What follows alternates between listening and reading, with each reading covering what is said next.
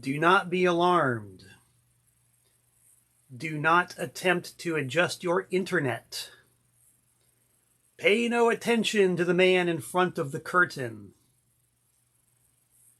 What you see here is merely a placeholder to ensure that the camera is on, pointed at the right angle, and actually live streaming on Facebook on this fine Wednesday at 7 o'clock p.m. Eastern Standard Time for this week's episode of Tent Talks Tunes.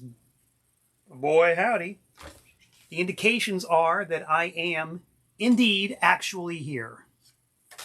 But, as they say in the Russian zone of the world, trust but verify. So I'm trusting that I'm going out live for all of you fine people, but I'm going to verify it by reaching over here and clamping on my dollar store cheaters and giving you guys a super special close-up of my shiny forehead and whatever other blotches and splotches and nose hair and other things I'm sporting that you can see all close up and personal like this. And checking the big old monitor here on my sit-down computer. Oh yeah, look at that. There I am. I am live. It is happening. I am going out. I love it. Alan Versapellis, as usual, is one of the first boys, guys, dudes in. Hello, Alan. Good to see you. Hope your housing situation has shaken itself out successfully and satisfactorily.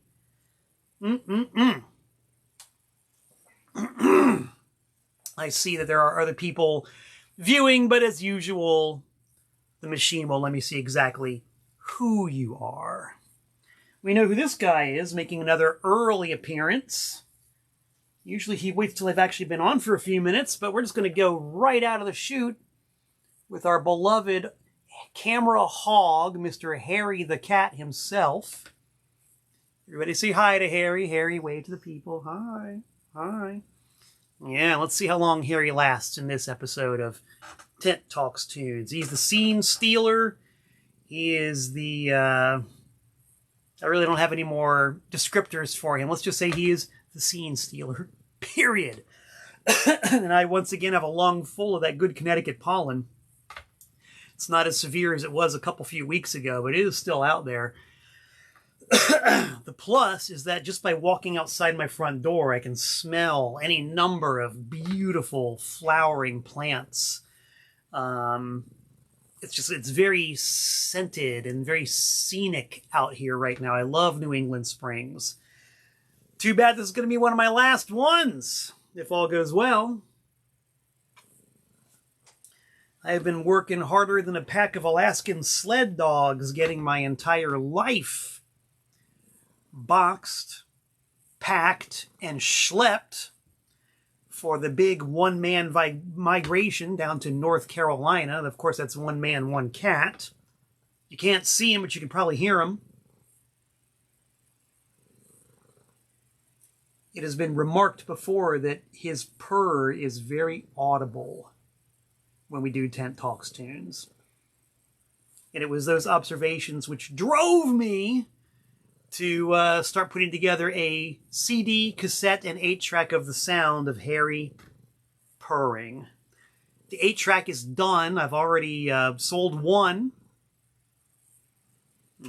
Wish you guys could see how cute he is nuzzling up against my hand right now. He is adorable. I've already sold one to my main man, Sean, up in the quiet corner of Connecticut. So the 8-track is actually on the market. If you are so inclined, you can go to my Discog store and find it. Catalog number is TPOS 263-8. That's 263-8 for the sound of Harry the Cat on 8-track. Cassette and CD are happening. As you all know, in the world of TPOS, or is that the world of TPOS? In the world of TPOS, things move at their own speed, and it takes a while for things to get done sometimes, but they always get done. You can take that to the bank, Jack. Got some comments here. T. Cadef wants to know if I'm bottling some of that fine northern tap water. You better believe it. I would hate to be stuck in the Tar Heel state without this delicious mercury, lead, cadmium, and arsenic-laced Danbury tap water, the remnants of the hat industry and the souvenirs they left behind when they packed up and moved away to wherever they moved away to and are currently fortifying the water supply there. At least that's what I heard through the grapevine. So I'm probably going to take one entire van load full of nothing but gallon jugs of Danbury tap. And of course, we'll then slowly transition into whatever town I end up in North Carolina and whatever kind of fabulous tap they have and whatever kind of delicious additives that water is laced with. I opened up with a nice close-up shot of the artist formerly known as Marshall Applethwaite. He met his fame and fortune by the simple name of Doe from Heaven's Gate. I'm pretty proud of this. I just got back from the printers a little while ago and had some cassette J-cards printed up of the extremely popular Heaven's Gate Planet Earth about to be recycled lecture from Doe from 1997, I believe that was, 1996. They left the planet on 1997 to attach themselves to the tail of the Hale-Bopp comet. And this warning was recorded in October of 1996, giving you the very dire prognostication that if you don't get off of this planet right now, which is to say 1996, you will be stuck on planet Earth when it is spaded over for reuse and recycling. And it's an entire hour lecture by Mr. Doe explaining how that happens, or happened, I guess. I don't know. Maybe it did already happen. You know, Sun Ra said that it's after the end of the world. We just don't know it yet. Maybe that's the case. Maybe Doe was speaking the same language that Sun Ra was speaking. Anyway, whether it happened or not, here's an hour-long lecture on why you better get on the case and get in the UFO and advance yourself to the evolutionary level beyond human. Where can you get this cassette? From me, of course, on my fabulous label TPOS, via Discogs, or direct from me. And I'm really happy with the graphics on this. I've learned an awful lot about graphic design in the past few years. And this is the brand new layout for it. I've been learning about how to download fonts and how to work with layers and color separations and color saturations and just all the kind of fun stuff that goes with digital graphic design. I got to admit, guys, I'm really enjoying it. And when the product comes out looking that good, what's not to love? I'll drink to that.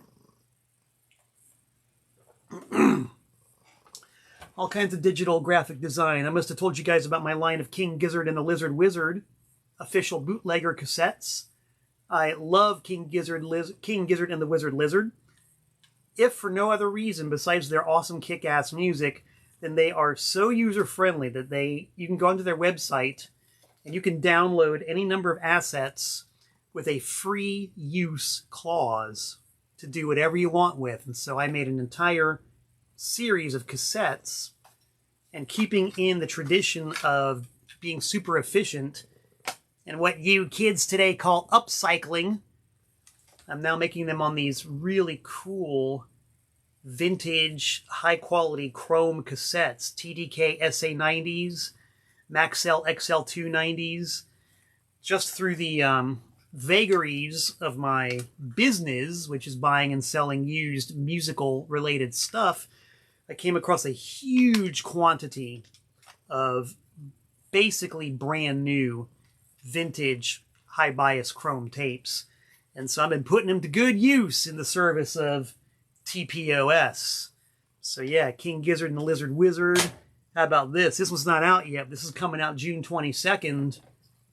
The Anti-Scene I Hate God split cassette release. Recorded over 2 fine nights in 2019 on my first ever tour of duty with Anti-Scene. Those look pretty good, don't they, with those simple black labels? That's their side. That's our side. I'm very happy with the way these came out. They will be making their world debut June 22nd at the Ground Zero in Spartanburg, South Carolina. It's our home away from home and their 28th anniversary as a venue. Can you imagine keeping a venue that does nothing but independent live music, alive in a town like Spartanburg, South Carolina for 28 years? Mick Minchow and company have done it, and we are very happy, honored, flattered, battered, shattered, tattered, pleased to be on the bill with our pals I Hate God and Mr. J.D. Pincus, formerly of the Butthole Surfers. That is what we call a 1, 2, 3 knockout punch of fine family entertainment. Or maybe coarse entertainment not fit for any family. Whatever the case is, June 22nd, we're doing it. It's happening. And these will be making their debut with a special first day of issue J-card. These will be on our merch table looking like this. And the I Hate God guys, it turns out, were TPOS mail order customers way back when. And so they loved the original TPOS aesthetic, which I'll show you here in a second, and specifically requested that their cassettes look like this, with the bulk-loaded industrial style shells with printed paper labels. So because I believe in doing everything all at once, all the time, and having as many options as possible, their cassettes are going to look like that.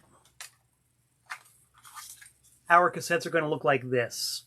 And it's yet another example, and I've talked about this before in past episodes of Tent Talk Tunes, which are very thoughtfully archived on my YouTube channel, which you really should subscribe to.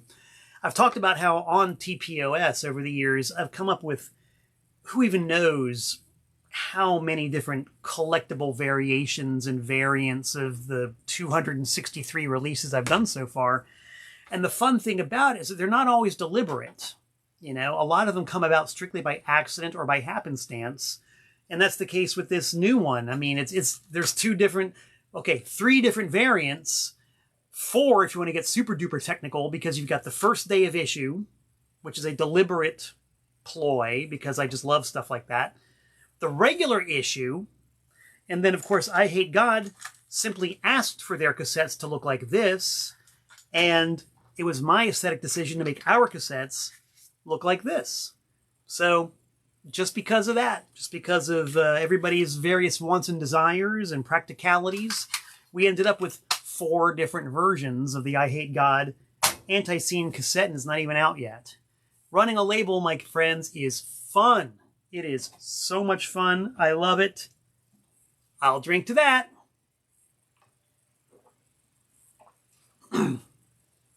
And of course, the beauty of it is if you're not a collector, it doesn't matter. You just get one of any variant and you're happy. I'm happy. Anti-scene is happy. I Hate God is happy. Everybody happy. I'm an unrepentant capitalist, and I believe that when capitalism works, everybody walks away from the table happy. What's wrong with that? I can't think of anything. So yeah, we've already inadvertently started addressing the bulletin board. So what else have we got going on here? Well, it's June 22nd. And then the weekend after that, I, Malcolm Tent, of Tent Talks Tunes, will be set up at the Punk Rock Flea Market Sideshow at the Cathedral of Lost Souls in Waterbury. I am very excited to set up at that event. Apparently, they have taken over an old, abandoned cathedral and rehabilitated it and refurbished it, and now are using it as a art space, maybe performance venue. That should be super cool just for the space alone. Never mind the fact that it's a genuine punk rock sideshow freak show, and I'll be setting up with a table or two full of my usual awesome assortment of records, tapes, CDs, and TPOS product. They have a start time on that? Yes, a very civilized start time. Noon to 8 p.m. Noon to 8 p.m. $10 admission for the entire event. Cathedral of Lost Souls in Waterbury, Connecticut. You now have a reason to go to Waterbury. Let's see here. What else is happening? Well, June 14th. Pardon the fact I'm not going in strict chronological order. June 14th, a rare sighting of the elusive Ultra Bunny. Yes, the Ultra Bunny. My all-improv, hard-hitting, non-stop driving, space rock improv band is playing with the great Martin Beasy and his collective, Mustafina, and No Love Songs. That's at Young Ethel's in Brooklyn, June 14th, 9 p.m. I predict amazingness. And it is going to be probably the last time for quite some time that you will be able to see Ultra Bunny. We do not play very often. In fact, our last concert performance was over 4 years ago.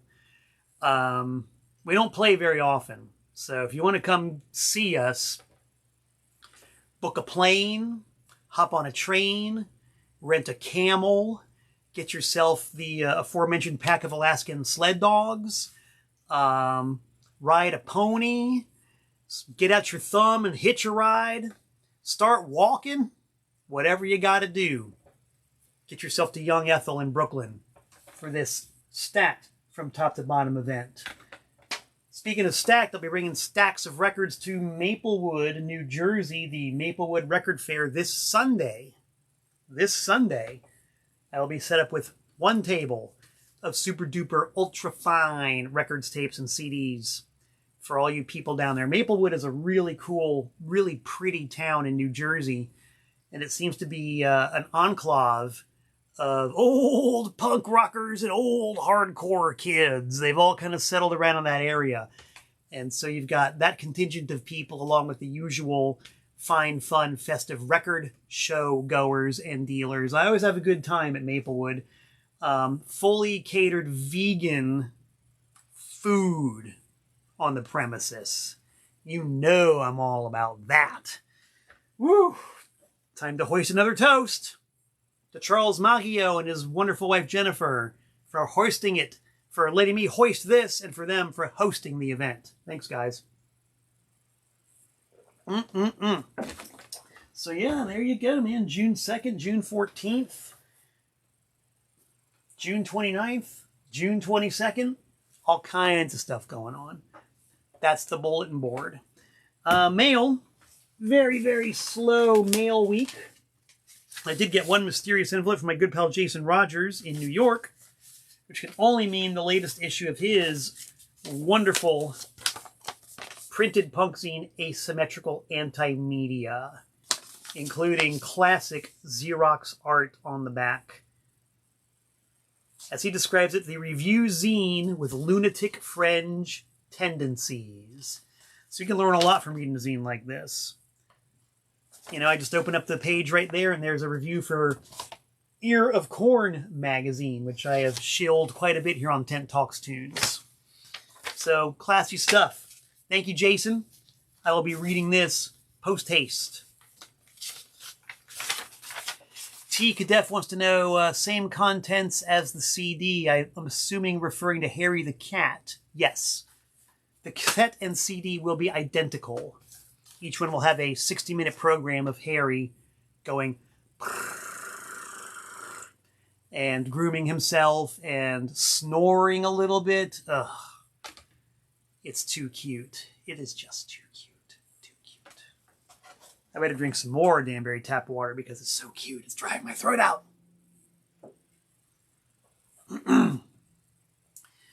So much to talk about.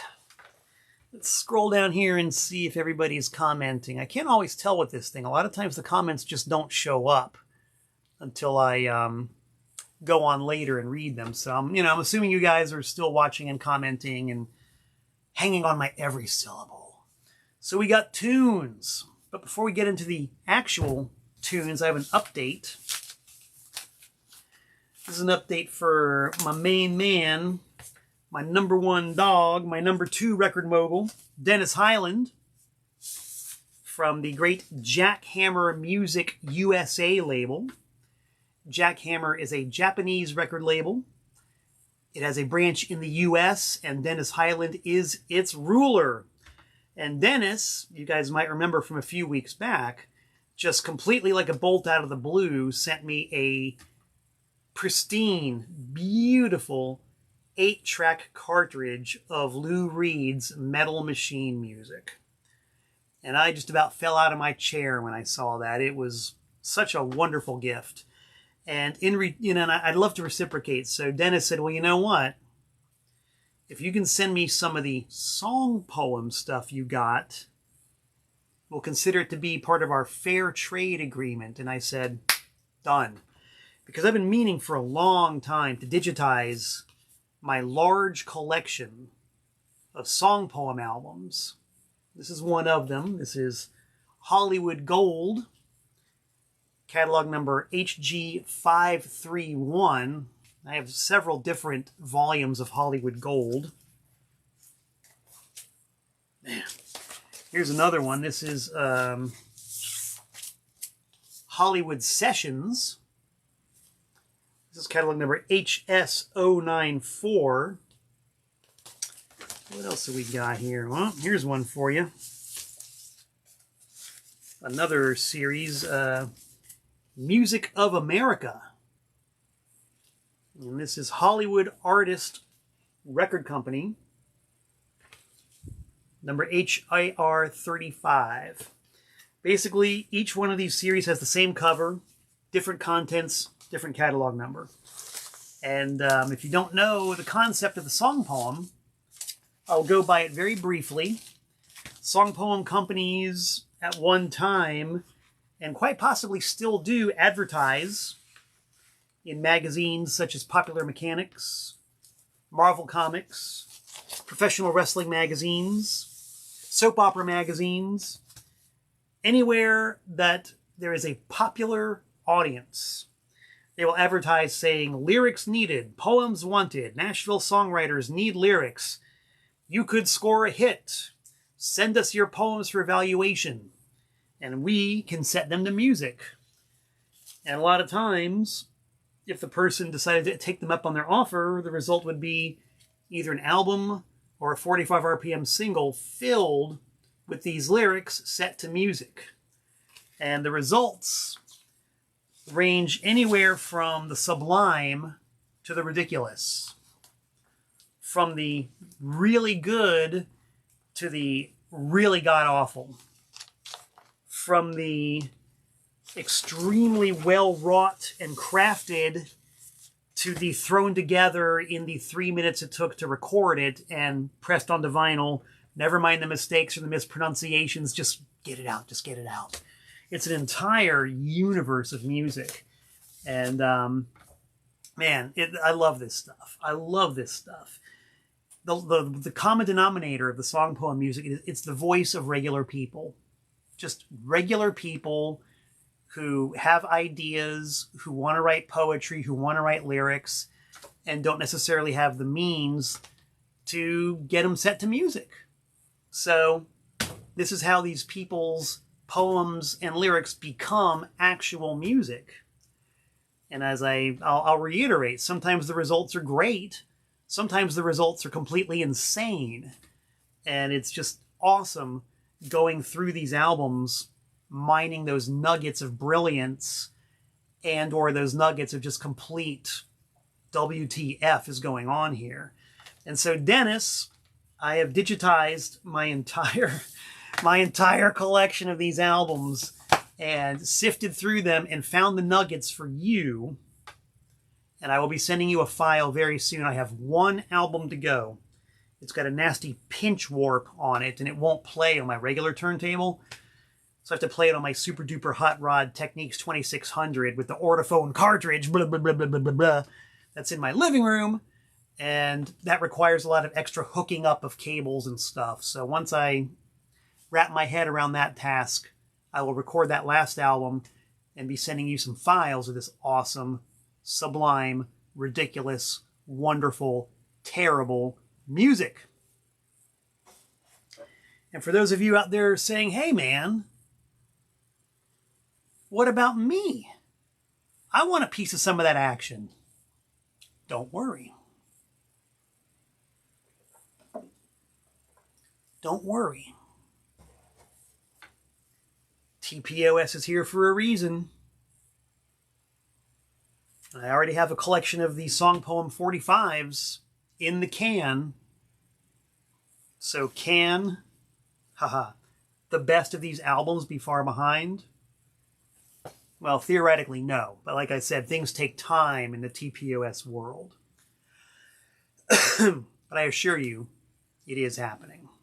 So Dennis, there's your update, and all you people out there, there's a teaser for you. I have been asked sometimes by people say, so what do you do all day? Believe me, I do all day. I do. I'm going to reach over here and click the refresh button because the comments have been frozen for a while, and a bare minimum of half my fun is seeing what you guys have to say and reacting and interacting, guys. Yeah, they're frozen. I guess I'll just have to see what you guys have to say after Tent Talks Tunes. Here's a follow-up to a record I talked about a couple of weeks ago when I was talking about tour scores. I think it was actually last week when I was talking about tour scores. Because whenever I go on the road, which these days is primarily to be the Thunda Lumba Strumba, aka the bass player for Anti-Scene, I like to take my TPOS product and hit every record store I possibly can to do some wheeling and dealing. And I love to come back with my spoils and share it with you folks. And last week, I did a little bit of showing and very little telling about this record, The Rollers, entitled Elevator. To recap, the Rollers are essentially the Bay City Rollers with a different lead singer and pursuing more of a rock direction and less of a teeny bop direction. And I hadn't heard this record as of last week, and I threatened to listen to it and give you guys a report on it. I did do so, and I'm not going to say shocked, because basically every Bay City Roller record I've ever heard has got at least a couple of good songs on it. And they could rock. So it was, not a shock, but definitely pleasingly surprising to hear how effing good this entire album is from start to finish. This is like real, legit power pop from whatever, the late 70s? What's the year on this thing? 79. I mean, we're talking about prime power pop from the prime time of power pop. If I recall correctly, all the songs are originals.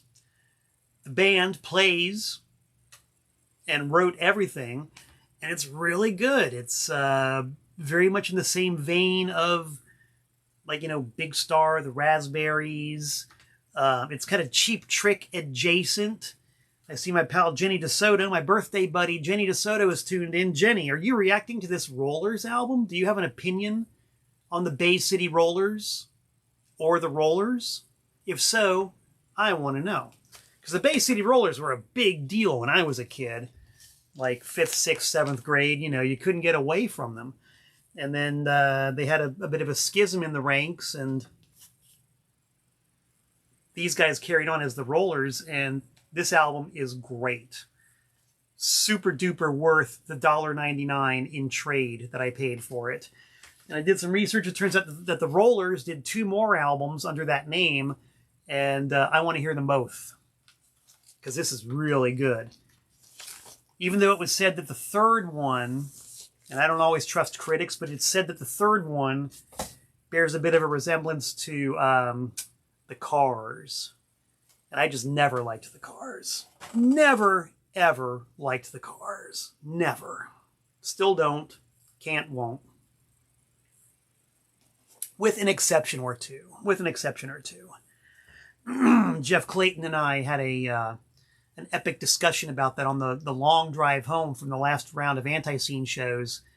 It wasn't really a terribly long drive. We were just driving from Raleigh, North Carolina to Charlotte, still like a good 2.5, 3 hours. And we were listening to one of Jeff's mega 70s album rock, soft rock playlists. When Jeff does the driving, which is at night, he likes to put on one of his playlists and let that be the fuel for the long ass drive, whether it be 2.5, 3 hours or 15, 16 hours, you know? And so it was very fun on this last run. I was riding shotgun, you know, being the assignee to keep the driver awake. And I eventually started saying, okay, I'm going to give you my opinions, thumbs up or thumbs down on these songs. And it got to where Jeff could pretty much predict what I was going to say was thumbs up or thumbs down. But I seem to recall that one of the surprises was I gave the Cars a round thumbs down, with the exception of a couple of songs. But you know how it is? There are certain bands, and Blondie is one of those bands for me, where everything about them is right, and everything about them is likable, or should be, but I just don't. Like Blondie, they just don't register with me. The Cars, they just irritate me for whatever reason. I don't know why. They just do. And it's really horrible because their stuff is good. It's quality stuff. I can recognize that it's quality music and great production. Blondie especially had, you know, one of the best images ever.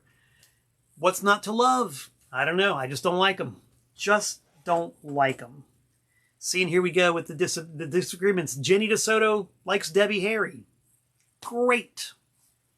I don't. Sue me. But first I'm going to take a swig of Danbury Tap.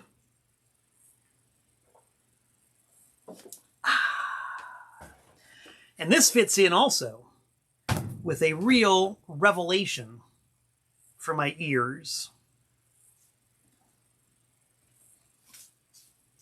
What does Jenny see here?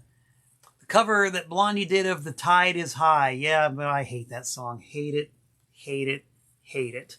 Could not get away from that song in 1980, whatever. Hate it. If you love it, I salute you. I hate it.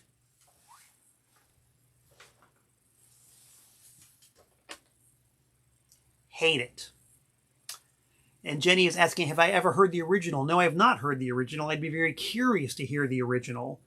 Perhaps, Jenny, you could post a link to the original so I could give it a listen. It was like an old, wasn't it like a ska song or a rock steady song, like an old Jamaican tune? Is that what the deal is on The Tide is High? If so, I'm probably going to like the original, because I really love the original music from the islands. A big fan of original 60s ska, blue beat, early reggae. Love that stuff. So, yeah. Give us a link if you can. I would love to hear it. So, once again, getting up to Jeff Clayton's playlist of 70s album rock, adult rock, you dare say soft rock, I have been marking out to the max. And this is very, very surprising. You guys have heard me go on and on and on in the past about 10cc and my love for this band. I've done, I think, at least one entire show about 10cc. But I always drew the line very hard in the sand at their 5th album. I've always maintained their first 5 albums, the self-titled, sheet music, the original soundtrack, which is not my favorite, but whatever, How Dare You, and Deceptive Bends are all masterpieces.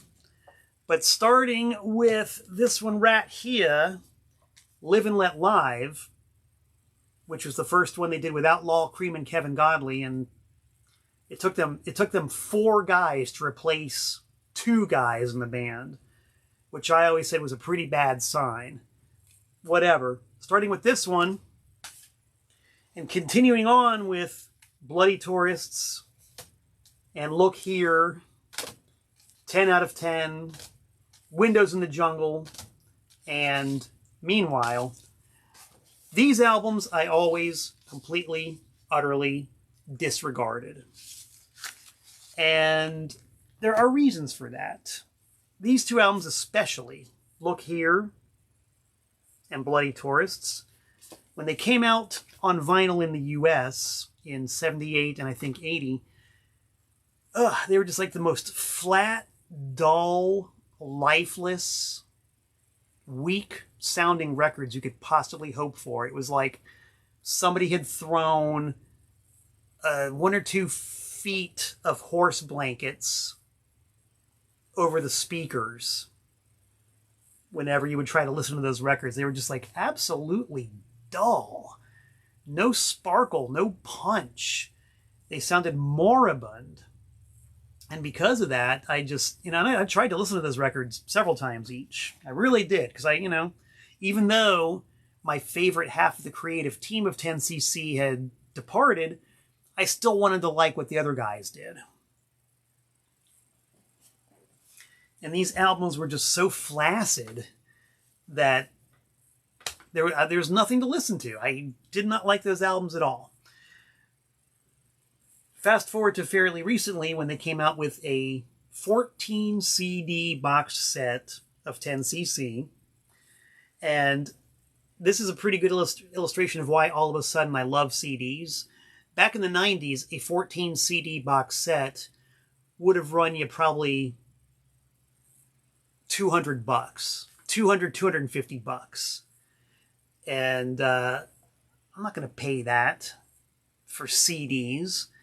But now a 14 CD box set, I think the whole thing came in at $75 shipped. I mean, we're talking about an average of about $5 a CD with the packaging, all the album covers and everything, a booklet and all that. See, that's the way CDs should be. And that's why CDs are now in my good graces, because they finally become what they're supposed to be, which is affordable and portable. Of course, nowadays, my beloved vinyl has been turned into the overpriced, overexpensive hobby horse. But I still love vinyl. I've always have, and I will never stop loving vinyl. But now, because all of a sudden these things are occupying the spot in the marketplace that they should, I'm digging them.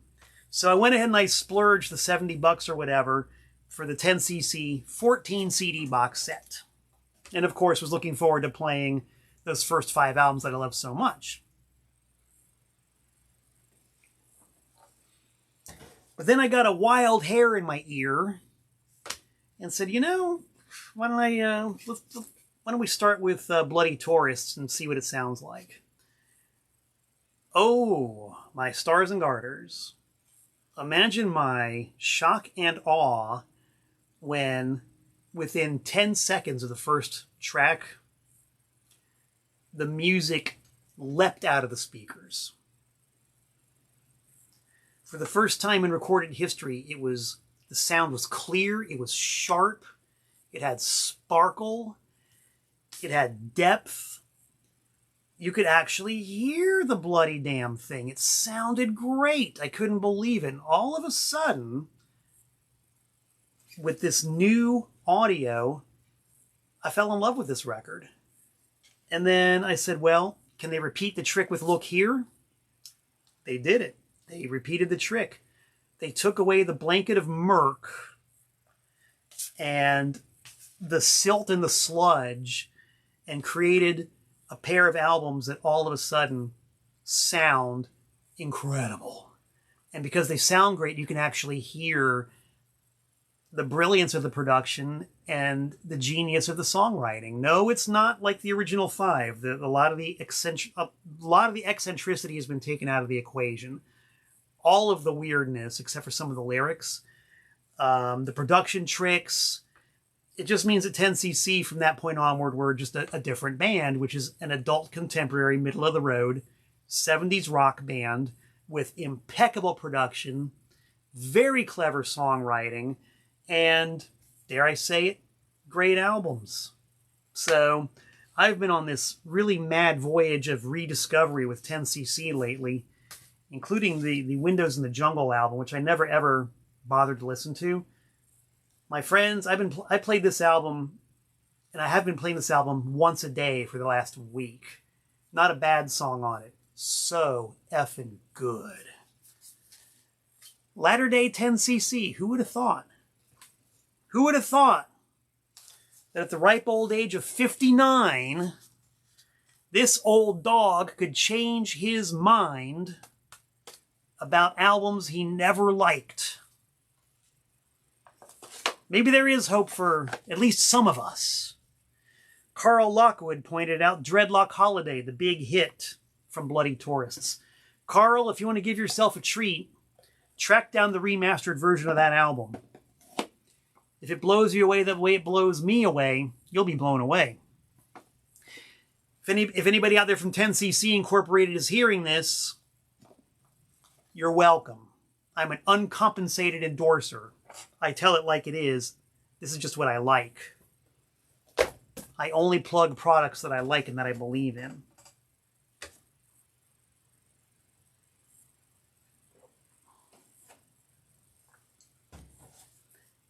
Which somehow leads us to my original topic of conversation, which was fine art on record covers. Who out there knows? Who can tell me? Who wants to venture a guess as to who the legit fine artist is who painted this album cover? Who was the artist who designed and painted this album cover? I want to see if anybody wants to venture a guess. Who drew this album cover? Who is the noted, legit, excuse me, fine artist who painted this cover? I'm going to just sort of hold it here and peer over it for a second. See if anybody wants to guess. And of course, there's always a lag between my asking the question and the answers pouring in. And of course, assuming that the answers are actually pouring in, that I can actually see them. That's not always a guarantee. Let me reach over here. This is live. Unless, of course, you're watching it on my YouTube channel afterwards or Facebook afterwards. But we're doing this live, kids. So you get it warts and all.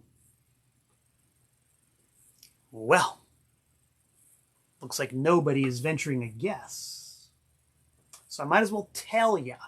I might as well show you, actually.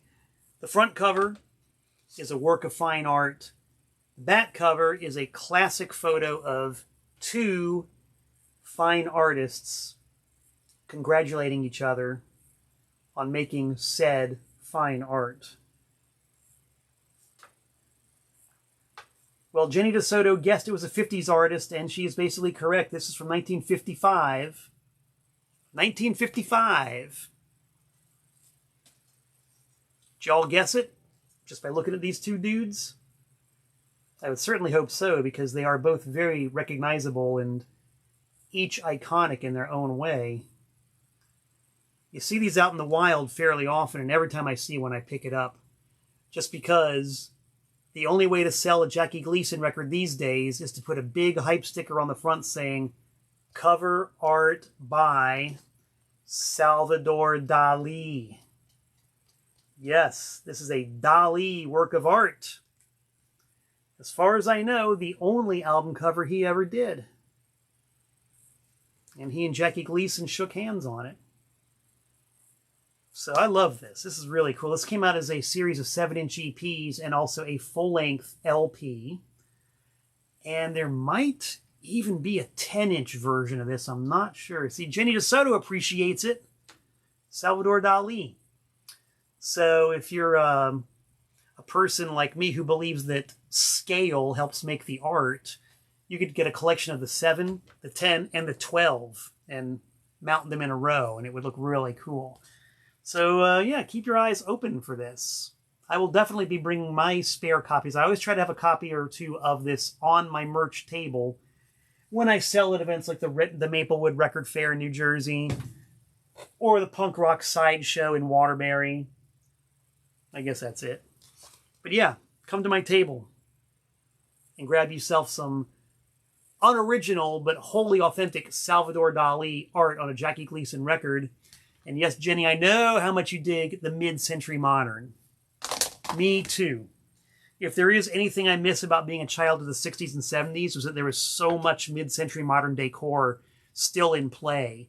Like my parents and my parents' friends, and oh boy, my grandparents and their friends, they had the mid-mod stuff. Yeah, they had all of that. You know, the low-slung furniture and the wood cabinets and the angles. Oh man, love it. Just love it. So Salvador Dali, kids, yeah.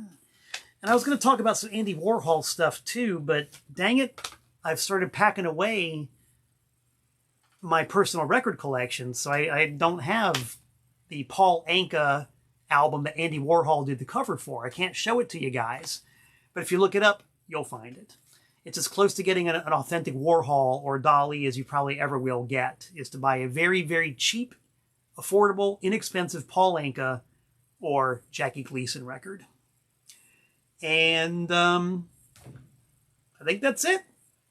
I think I've spoken my piece. I think I've said everything there is to say about the topics at hand. Carl Lockwood says, have I seen Jackie Gleason's upstate New York spaceship house? No, I have not, but it sounds like something I need to see. Post us a Google Map reference so I can go track it down. I'm in upstate New York fairly often, depending on what town it is. I want to see Jackie Gleason's spaceship house. So please, tell me more. Make like the Grease soundtrack and tell me more. Tell me more. Tell me more. I have no more to tell you except that thanks for tuning in. Always great to have you guys on board. I love to pontificate and receive information in return, such as the original version of The Tide is High. Who did that? I know Jenny DeSoto posted the original artist on that, but I missed it because I was yapping so much. The Paragons, okay. Oh, is it the Paragons or the Pioneers? Somebody clarify the issue. Anyway, it made me want to hear the original version of The Tide is High. I learned about Jackie Gleason's spaceship house. This is cool. This is what it's all about. So thanks, guys, for everything. Thanks for listening. Hope to see you this weekend in Maplewood, New Jersey, or maybe Terminal June in Waterbury and or Spartanburg, South Carolina. And of course, I will keep you guys posted on my epic moving to North Carolina estate sale. I'm breaking out all the goodies for this one. Whatever I'm not taking with me is going to go on the block. And whatever I don't sell will just simply go to North Carolina with me. But I'd like to lighten my load a little bit. So I'll keep you posted on that. So I do hope to be back in about 167 hours' time. Until we meet again, this is Malcolm Tent saying so long from the Nutmeg State.